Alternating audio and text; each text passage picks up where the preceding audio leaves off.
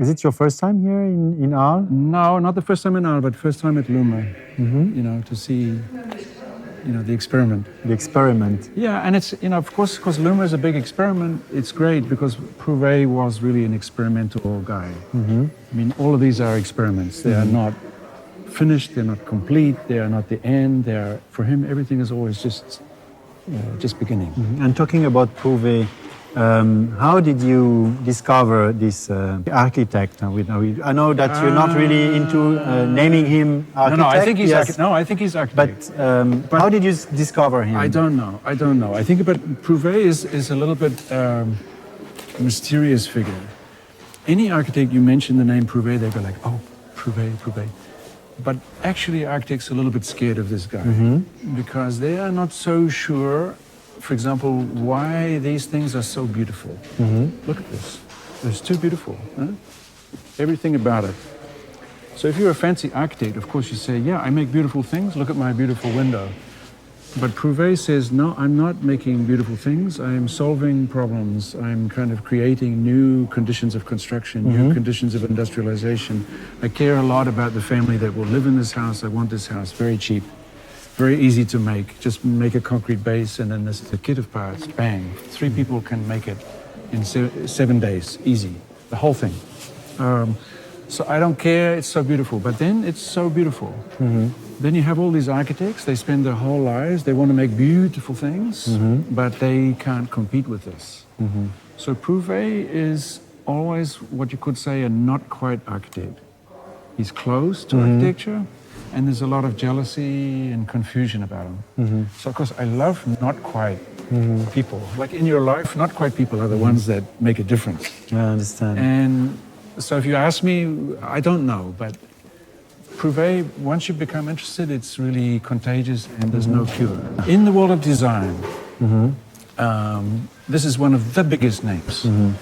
In the world of architecture, okay, it's a little bit, he's very attractive but confusing. In this, he's like Buckminster Fuller. Again, very experimental, very crazy, very amazing, but not quite architecture. Conrad Waxman, again. And these are people, all of whom thought, okay, and architecture should be industrialized, should be manufactured like anything else in our society.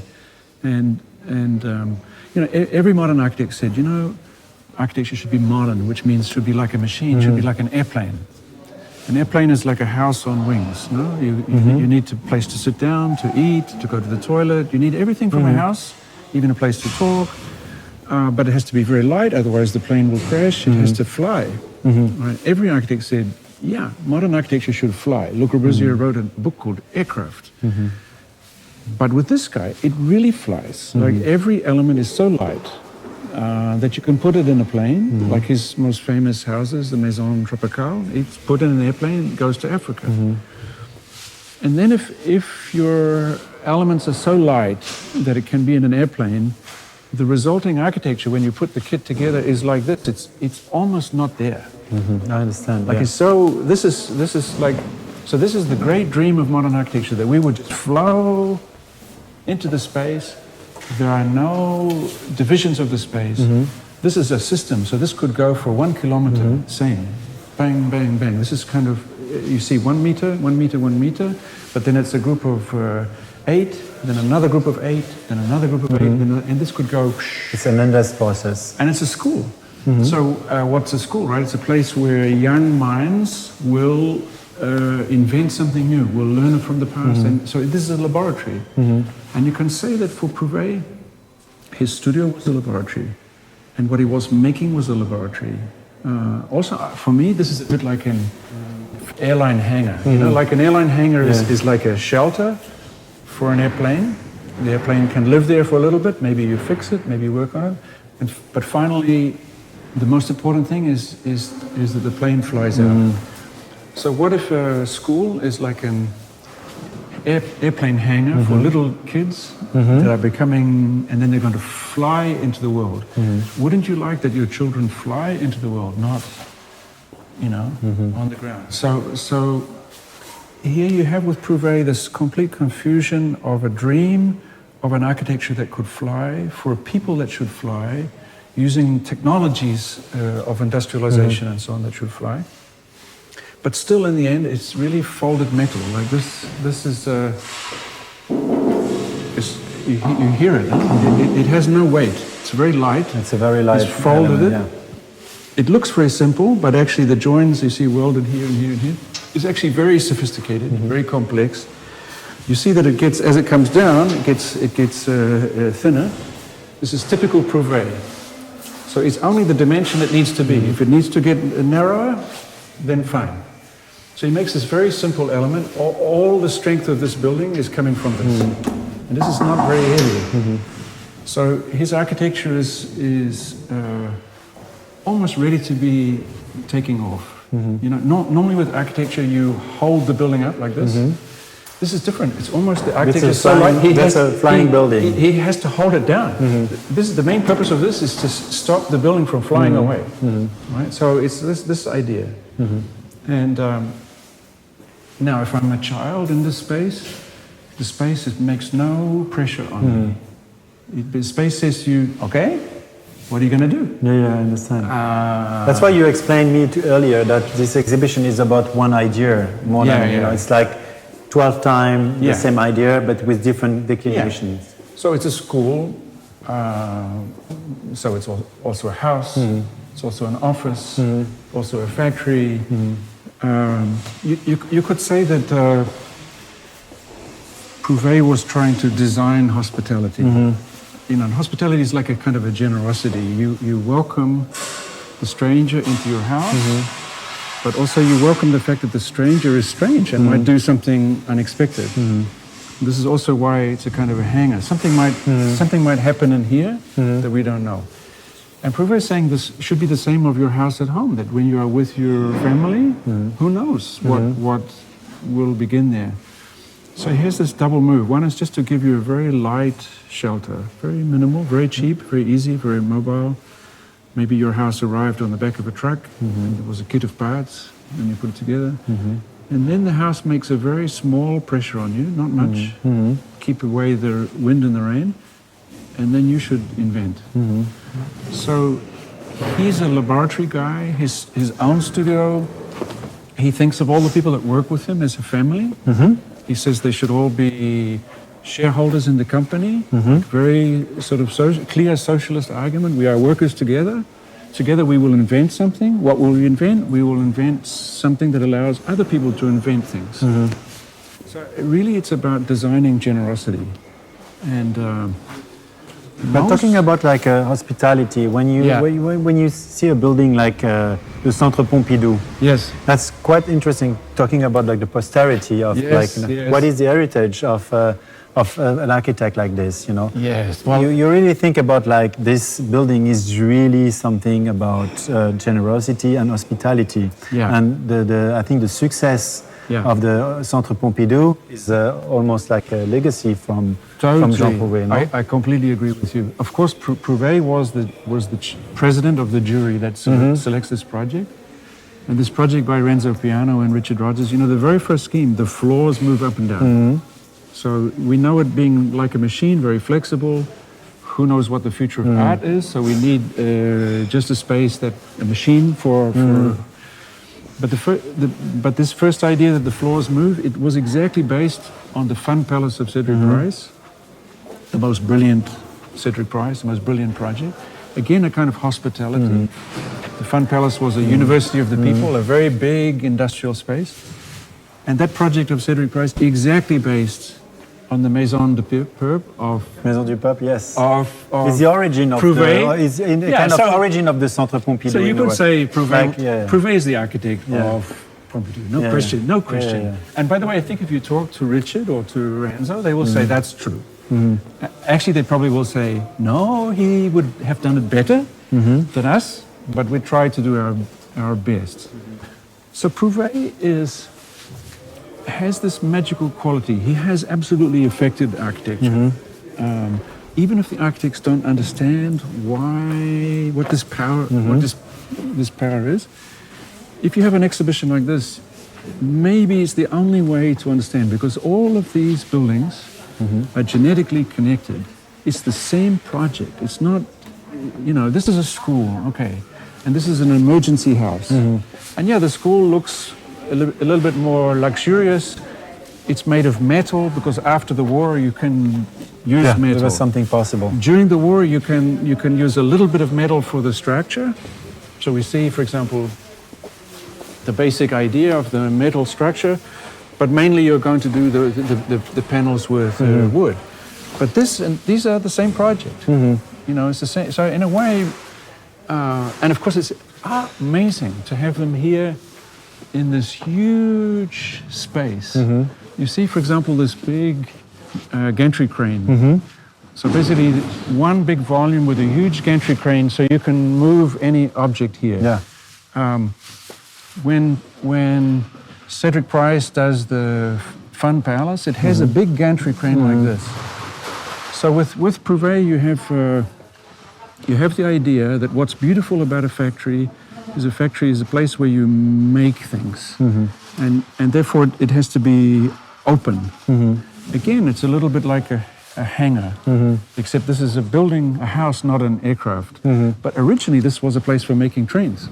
So that's quite interesting, the parallel between the two. The sort of spiritual link between Prouvé, who thought we should make houses in factories, and the idea of making a train in this factory. And a train, again, is just a house on the tracks.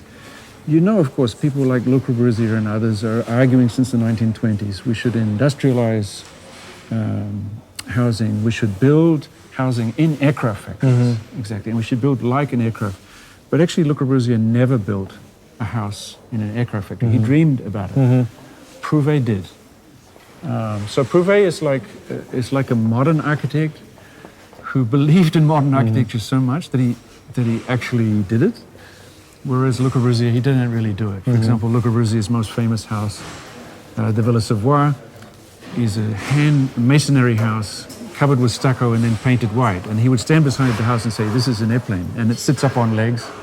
But this is an old technology. I understand. With Prouvé, Conrad Waxman, Buckminster Fuller, they made, something like an airplane. So I think it's a very amazing guy, Prouvé. And have you ever seen a show with so many buildings like this? No, it's impossible. Firstly, it's impossible because, let's say it's only possible with Prouvé because precisely Prouvé is an industrialized architect. So every house can be taken apart and made again. Every house is a kit set.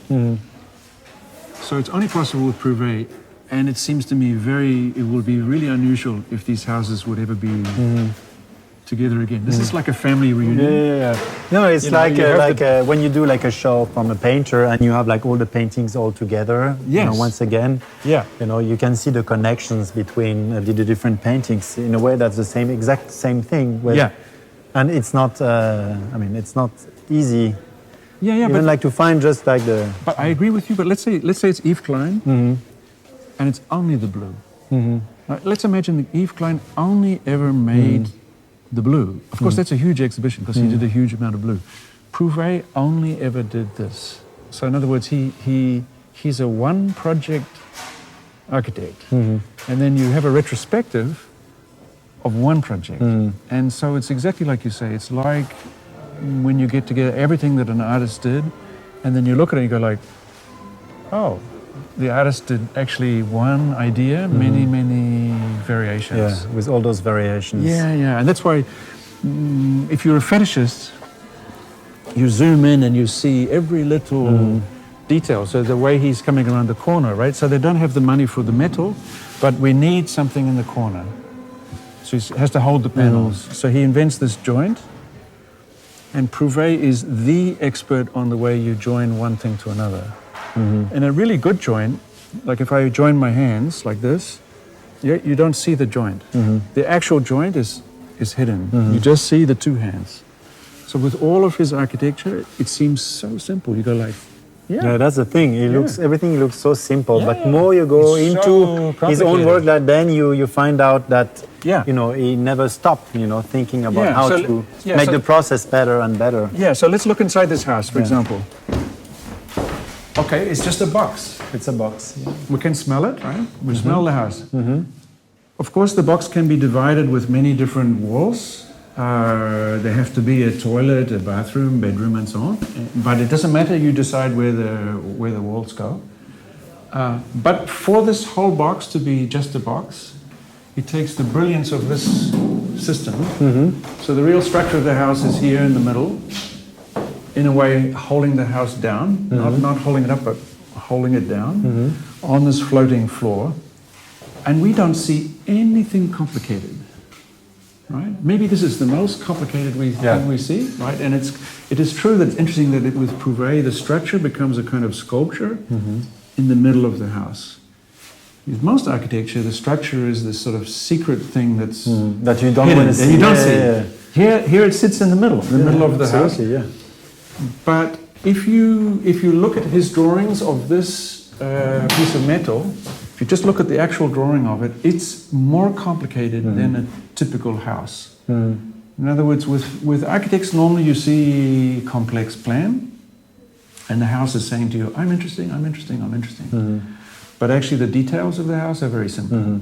Here, the details are very complicated, very original, very crazy and very inventive, but the effect of the details is incredibly simple.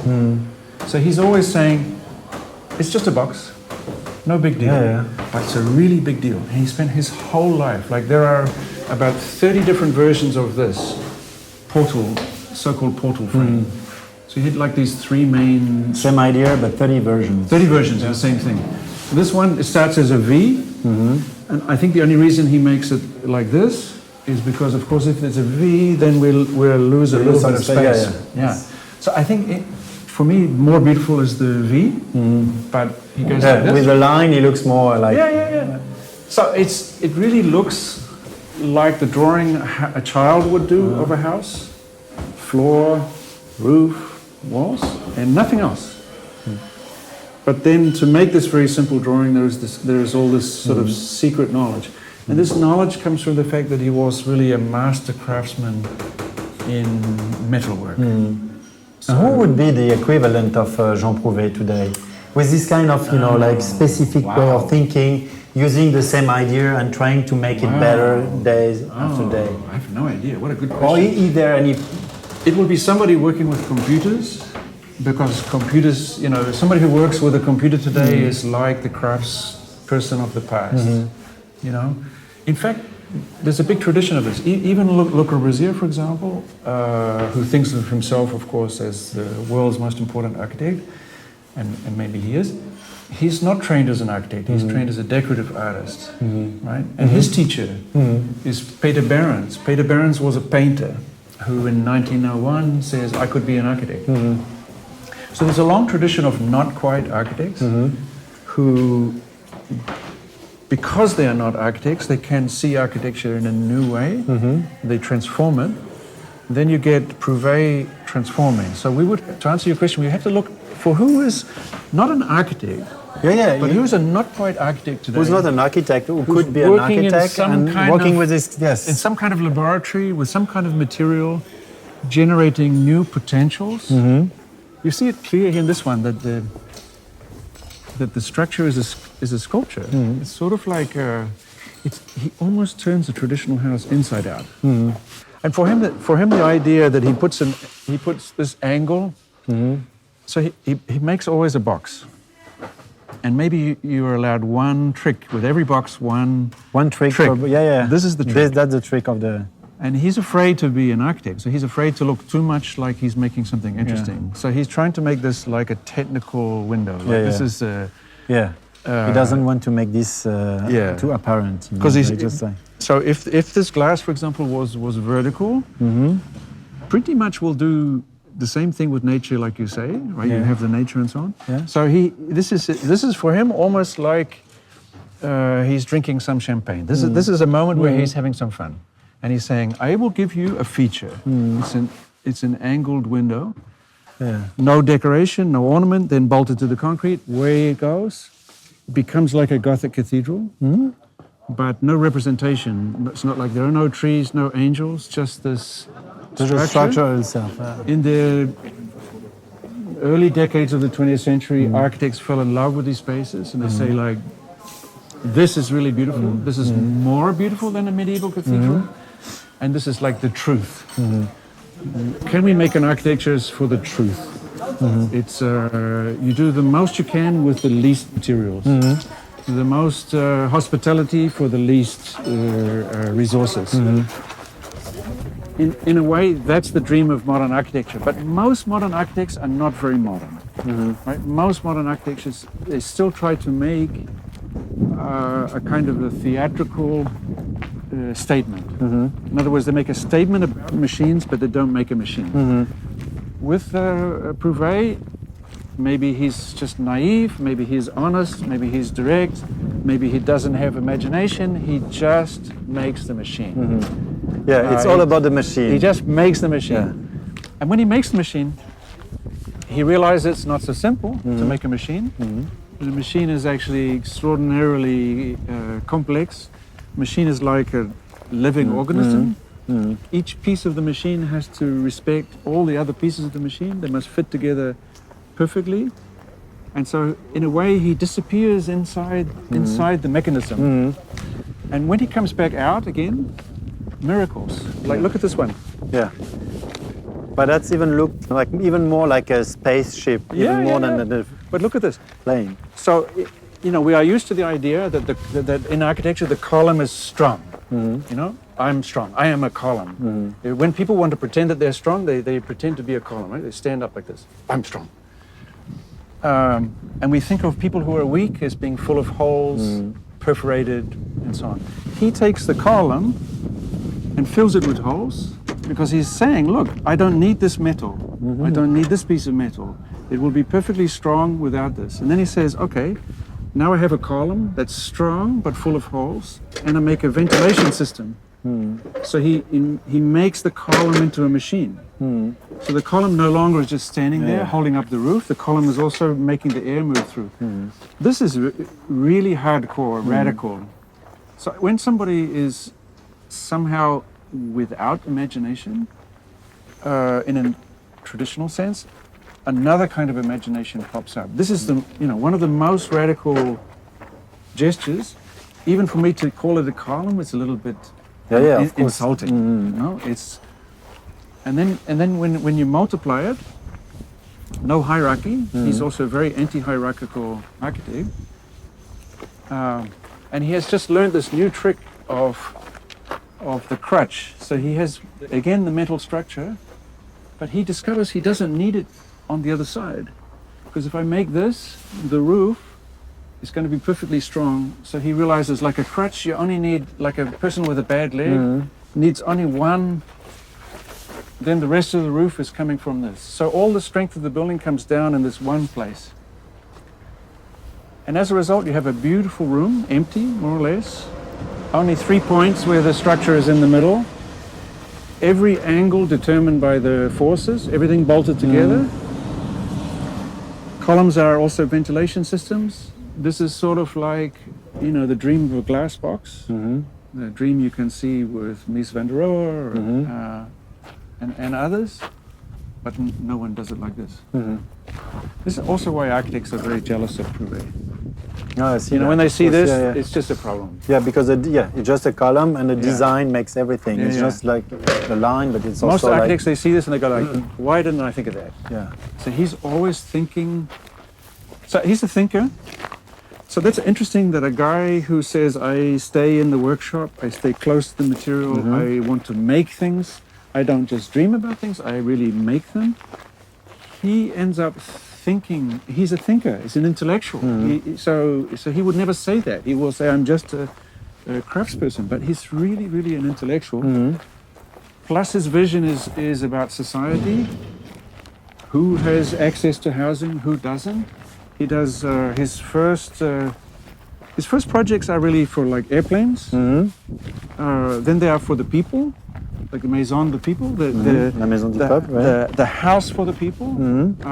Then it's like the house for the people with no houses, emergency houses. Then it's the house for the military who are having to travel for war. They are in one place today and another place tomorrow. Then it's the house for the migrants. Then it's the flying schools for the people who are surviving the war but have no money and don't have a school.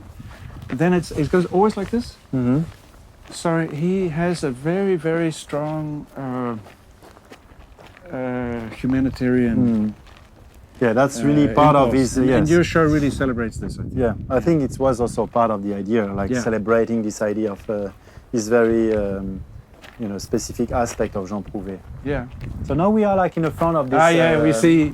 So we see three layers. Construction from galerie. Yeah. So we see a building of Prouvé. Actually, it's a factory building. For Fehrenbau. So we see a factory building in front of a factory building for making trains, which is in front of the galerie building, which is being born.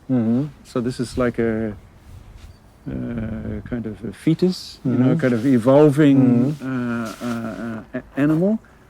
And in a way, I think that the galerie building is not a building. And in what way it's not a building? Well, if you look at this, which part of a normal building do you see? None, actually. None, right? Yeah. So it's really not a building. I think that's great that Frank can do not a building. And I think the inside is extremely interesting of what he's making. It's anyway, looks like one tower, but maybe it's more like 4 towers that are interlocking. So he's making a space that's very unique, and it will be good as long as it's not a building. So if he has been if he's good enough to not make a building, great. But Prouvé, in front of it, it's a difficult challenge because Prouvé is like a stupidity reduction machine. Basically, Prouvé gets rid of all the bullshit. And so in a way, to put this bullshit detector in front of Geary is tough for Geary. And I think he's surviving very well. It is, actually. I think he's really surviving very well. And I don't think that Geary or LUMA needs anyone to say whether the building is good or bad. But I think the best thing it can be is not a building, but something a little bit confusing. And to enter that building is to rethink.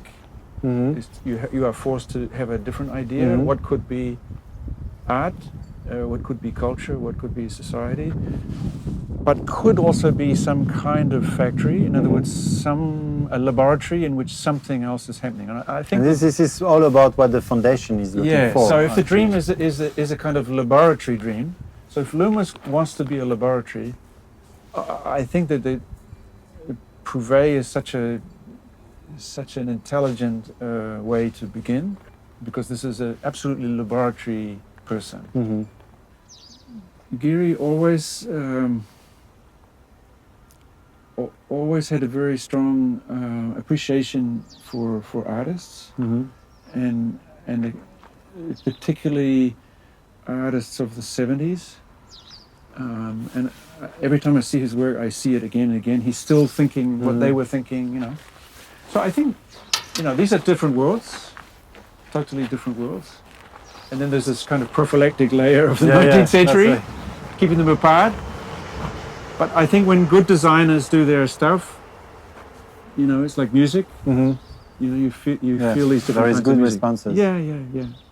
And to be honest, we will not really know what Geary is doing for another 50 years.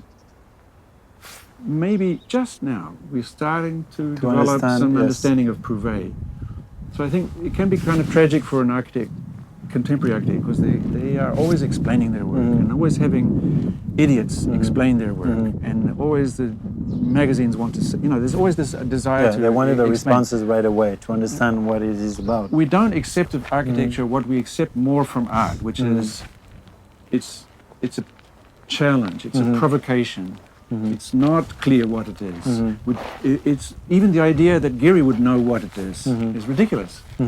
It's a vast, complex organism, and maybe 50 years from now, there will be a very interesting young writer, and she will, for the first time,